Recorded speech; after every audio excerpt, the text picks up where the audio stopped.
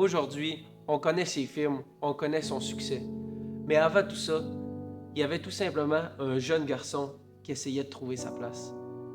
Peux-tu nous raconter comment tout a commencé? Tout a commencé quand j'étais au primaire.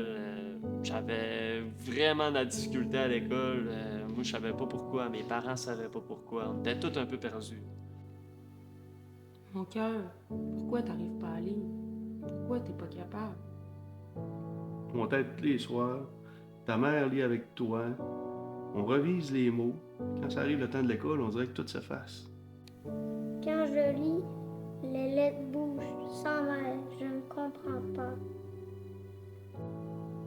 Les lettres, ça bouge pas. Personne ne le savait. Et je pensais que c'était de ma faute. Pendant longtemps, là, j'ai cru que j'étais brisé. Mais la vérité, c'est que personne n'avait encore trouvé le bon mot. Dyslexie. On a reçu le diagnostic de Émile. Donc, Émile est dyslexique. J'avais enfin un outil pour m'aider. Mais au lieu de me sauver, il m'a séparé encore plus des autres. Il est nul, c'est de la triche. J'ai même pas besoin d'écrire comme nous. Parce qu'il est pas bon. Il est pas capable d'écrire comme nous.